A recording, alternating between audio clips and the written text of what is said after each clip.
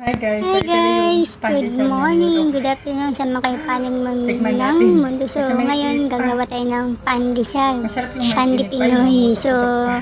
sobrang miss ko nang kumain ng pandesal. Kaya yan, gumawa ko ng pandesal. So papakita ko sa inyo kung paano ko ginawa yung pandesal. So, bago yan, hindi pa kayo nakapag-subscribe sa aking channel, subscribe nyo na para ma-notify kayo sa aking Sakto kung mga lalagyan natin ng uploaded na palaman to. video. Tsaka Sobrang siyempre sarap. click the bell button, di ba? Usok pa talaga. Sarap mo. So, ayun nga, kumuha ko ng lalagyan. Naglagay na din ako ng 180 ml na fresh milk.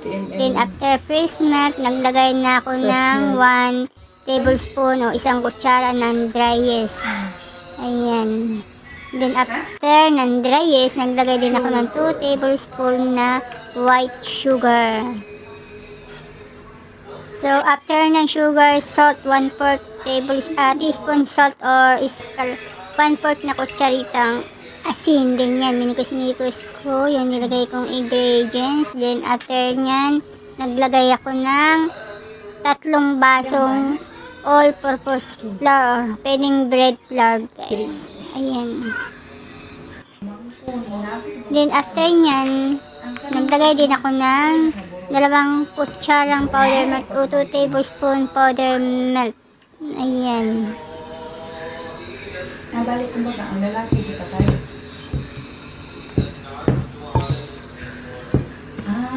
Okay, get ko na po. Baka nasa revelation.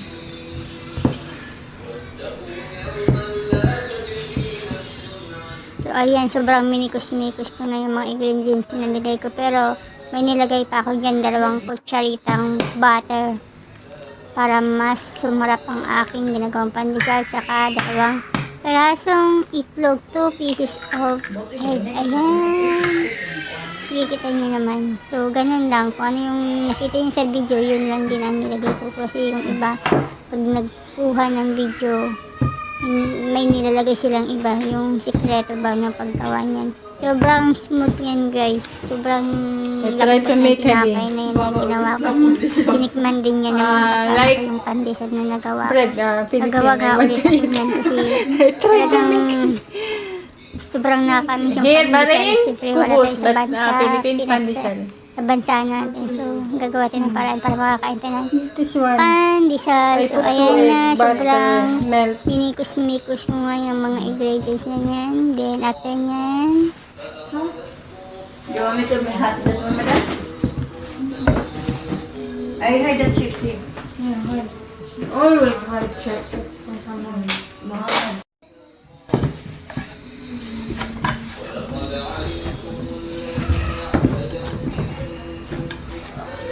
so ayan, sobra nakakapagod yung pagmikos-mikos ng dough ng pandesal. So ayan na guys, nilagay ko nga siya sa isang lalagyan, panilipat ko kasi i-rest ko siya ng 30 minutes or 1 hour. Pwede siyang 1 hour, more than 1 hour na i-rest yung pandesal, dough pandesal. Then after ko maris, ayan nga, kung nakikita niyo sobrang lambot na niya. So ginawa ko na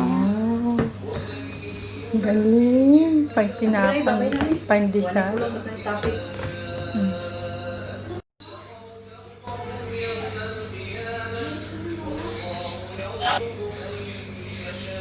So, ayan. Kumuha ko ng isang tray. Winisik-wisikan ko ng flour yung tray para hindi didikit yung dough. Then, after, kinat ko siya. Ayan.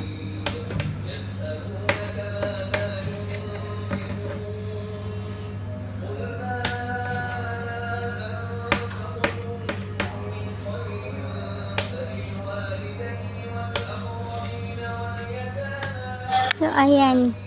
12 piraso o 12 pieces lang nagawa kong pandesal. Kunti lang. Dapat dinamihan ko. So, next time, pagkagawa ko, dadabihan ko na kasi para bukas din hindi ako gagawa ulit. Para marami-rami. Siyempre, meron din ako mga kasama na gusto kong kumain ng pandesal o makatikim ng pandesal na ginawa ko. So, ayan, nakikita niyo kung paano ko ginawa yung pandesal. So, Tama na yung ganyan. Lalaki. Lalaki pa kasi.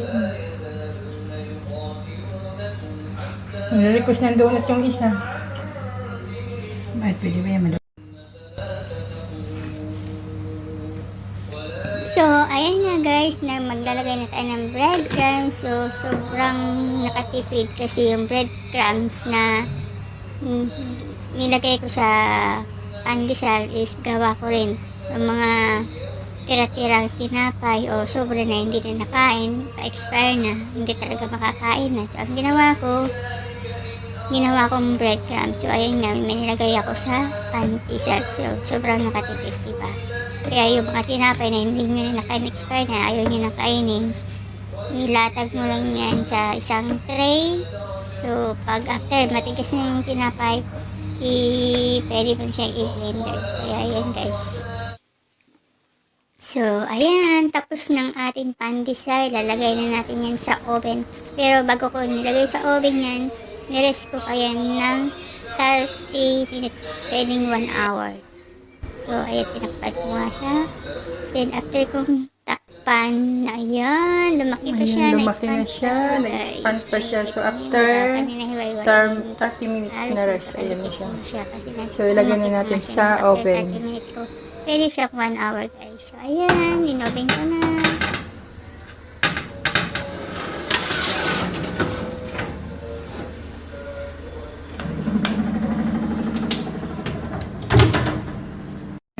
Mas lumaki pa siya. So, ayan, after 15 minutes, naluto na nga yung ating pandesal. Ayan, kung nakikita nyo, sarap. Sobrang fluffy yan, guys. Perfect. Kung matitikman nyo. Sabi nga ng mga kasama ko, sarap daw. Pero ako, hindi ako nasarapan. Masarap daw yung pandesal na nagawa ko. So, ayan na. Ready to eat. Hi guys, so ito na yung pandesal na niluto ko ngayon. Tikman natin. Kasi may init pa. Masarap yung may init pa. Yun, umusok-usok pa. Init. Eh, tinan mo yung laman niya. Oh. Ayan. So, tikman natin.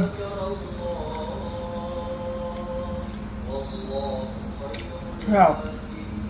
Sakto kung lalagyan natin ng palaman to. Sobrang sarap.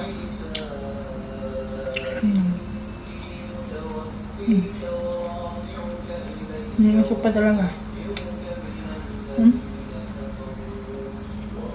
Sarap mo.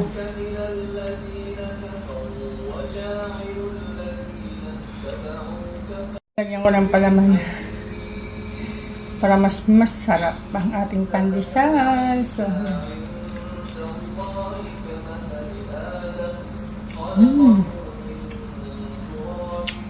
sarap guys. Try nyo ito. Sa mga gustong humingi ng recipe, so bibigay ko.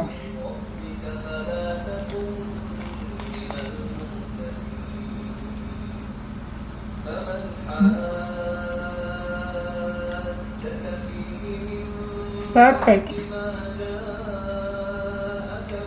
So, hindi na kailangan bumili. So, homemade na tayo ng pandesal.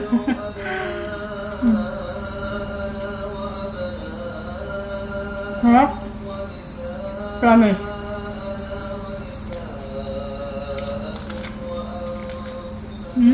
So, bye-bye.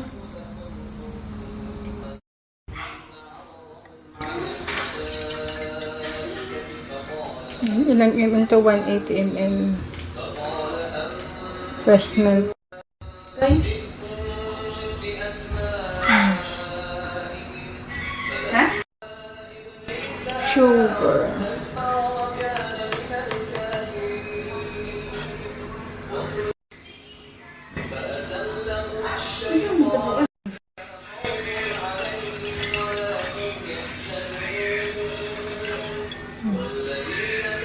Wala ko forget. Iyang ba na? 2 3 Ang kanang pag naburos. Isuon mo pag umangkon.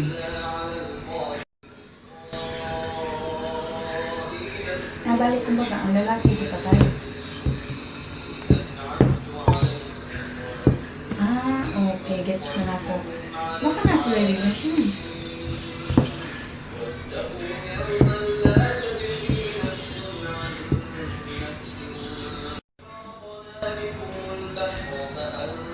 Lagi.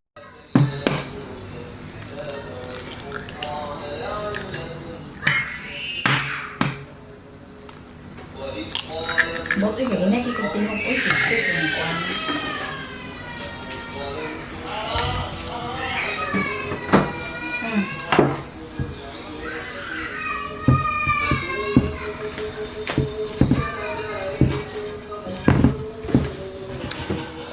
I try to make honey. Baba, always lang po di siya sa... Like bread, Philippine. I want to eat. I try to make it. Here, baring kubos, but Philippine pandesal. This one. I put 2 egg, butter, milk.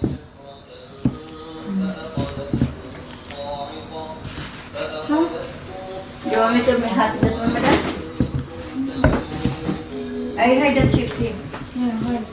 Always hide chips for someone. Mahal.